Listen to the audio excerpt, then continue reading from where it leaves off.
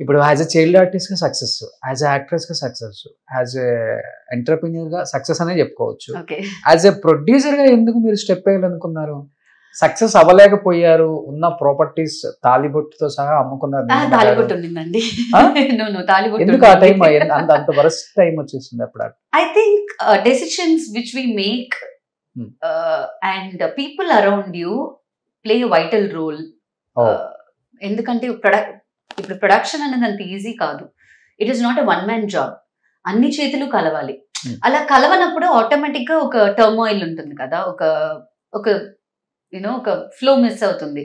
అలా జరిగింది. బట్ ఆ తర్వాత టెలివిజన్ లో వీఆర్ డూయింగ్ రియల్లీ వెల్. ఎన్ని కోట్లు ఖర్చు పెట్టారండి అప్పుడు సినిమాకి? ఆ టైంలో ఒక 4 crores దాకా. 4 crores చాలా పెద్ద అమౌంట్. అవునండి. ఆ టైంలో అది అయిపోయిందండి. ఇప్పుడు 15 ఏళ్ళు అయిపోయింది. మనం 15 ఏళ్ల క్రితం విషయం మాట్లాడుతున్నాం ఇప్పుడు. ఓకే, అవన్నీ అలా జరిగినప్పుడైనా ఇవన్నీ స్టార్ట్ చేయాలనిపించింది? లేదండి, ఇప్పటికి ప్రొడక్షన్ చేస్తున్నామండి. ఇప్పుడు కూడా ఒక కొత్త ప్రాజెక్ట్ ప్లాన్ చేస్తున్నారు. స్టోరీ డిస్కషన్ జరుగుతుంది. మనకి తెలిసింది సినిమా ఒకటేనండి. ఓకే, సినిమా సపోర్ట్ చేసిన వాళ్ళు ఎవరు లేరు నీలిమ గారు? మాకు మేమే సపోర్ట్ సిస్టమ్ అండి. అఫ్ కోర్స్ సపోర్ట్ చేశారు, బట్ ఫినాన్షియల్ సపోర్ట్ మేము ఎవరి దగ్గర పెద్దగా ఎదురు చేయట్లేదు కూడా. మాకు దాని మీద పెద్ద నమ్మకం లేదు. ఓకే, అది I don't know, that's how it was. కానీ నేను చెప్పొచ్చింది ఏంటంటే, మనకి అప్స్ అండ్ డౌన్స్ లైఫ్ లో డెఫినెట్ గా ఉంటాయి, ఉండాలి. అవే మనకి లెసన్స్ ఇస్తాయి, అవే మనని నెక్స్ట్ స్టేజ్ కి తీసుకెళ్తుంది. అండ్ ఒక ఆర్టిస్ట్ గా చిన్నప్పటి నుంచి సీరియల్ సెట్లలోను సినిమా సెట్లలోను పెరిగిన దాన్ని, నాకు ఇది తప్ప ఇంకేం తెలియదు కూడా. సలూన్ బిజినెస్ అనేది కూడా మీరు చూసారంటే, ఒక ఆర్టిస్ట్ గా సలూన్ కి చాలా సార్లు వెళ్ళడం రావడం జరుగుతుంది. మనకి అక్కడ ఏమేం చేస్తున్నారు, సర్వీసెస్ ఏంటి అని ఒక ఆల్రెడీ టచ్ ఉంది. కాబట్టి మేకప్ అన్నది మనం ప్రతిరోజు వేస్తున్న విషయం కాబట్టి నాకు టక్కుని ఇండస్ట్రీ కనెక్ట్ అయ్యింది. లేకపోతే సలూన్ ఇండస్ట్రీ అనేది కూడా మనకి ఏలియన్ లా అనిపించవచ్చు. ఆర్టిస్ట్ గా మనం ఎప్పుడు గ్రూమ్ చేసుకుంటూనే ఉంటాం కదా. You want look good, you want be good. So అప్పుడప్పుడు సలూన్ కి వెళ్ళి రావడం అన్న ఒక టచ్ ఉంది కాబట్టి ఈ industry it was easy for me to select as my. కానీ ఒక మనిషికి ఫెయిల్యూర్ వచ్చినప్పుడు జీవితంలో ఎలా ఉండాలనేది నేర్పిస్తుంది అని చెప్తుంటారు పెద్దవాళ్ళు. ఎస్ అండి. ఆ ఫెయిల్యూర్ మీకు ఎలాంటి జీవితాన్ని నేర్పించింది? ఎలా ఉండాలి, ఎలా ఉండకూడదు, రెండు ఉంటుంది కాబట్టి. ఉండకూడదు అనేది మీరు ఎంత మీ ప్రయత్నం చేసినా కాలం దాని పన్నది చేస్తుంది. ఓకే, కర్మ.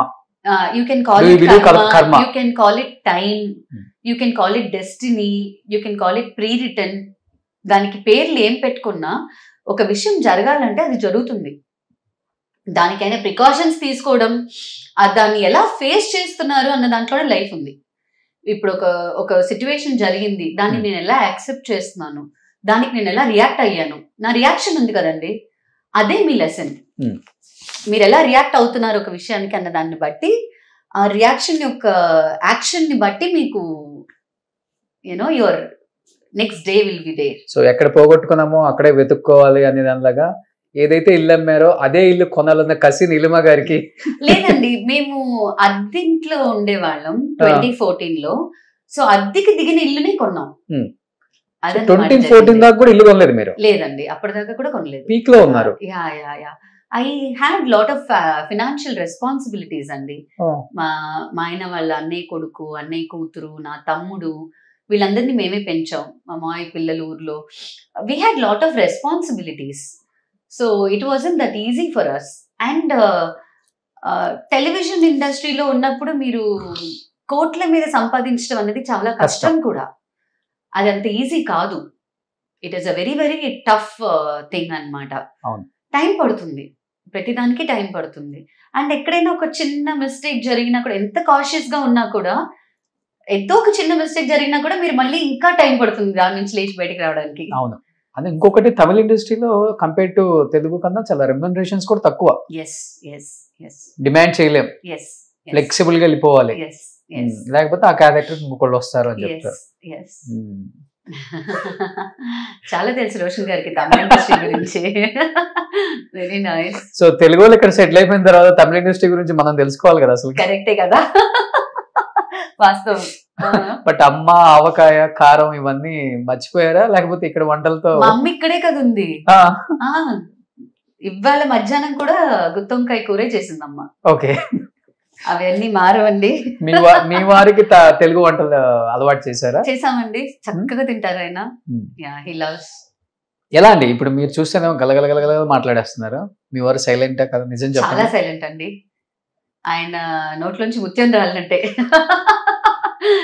చాలా రిజర్వ్డ్ పర్సన్, చాలా reserved but an amazing human being. So మొత్తం ప్రొడక్షన్ సైడే ఉన్నారు సార్? ఎస్, ఫుల్ ఆయనే చూసుకుంటున్నారు. షూటింగ్ హౌసెస్ రెంట్ తీసుకుని మేము రెంట్ కి ఇస్తున్నాము, అవి ఆయనే చూసుకుంటున్నారు. సో బిజినెస్ అంతా ఆయనే చూసుకుంటున్నారు. సలూన్ ఇండస్ట్రీ అనేది కొంచెం ఫీమేల్ ఓరియంటెడ్ కాబట్టి నేను సలూన్ చూసుకుంటున్నాను, మా ఇల్లు చూసుకుంటున్నాను. ఇంకేం బిజినెస్ చేస్తున్నారు ఇవి కాకుండా? అంతేనండి, ఇంతవరకే. Not much. టైం సరిపోతుందా? యాక్టింగ్ కోసం టైం హోల్డ్ చేసి పెట్టుకున్నాను, ఎవరైనా పిలిస్తే వెంటనే వెళ్ళిపోవచ్చు. ఓకే, అంత టైం ఉంది. సుమన్ టీవీలో మీ పర్సనల్ అండ్ బిజినెస్ ప్రమోషన్స్ కోసం కింది నెంబర్కి కాంటాక్ట్ చేయండి.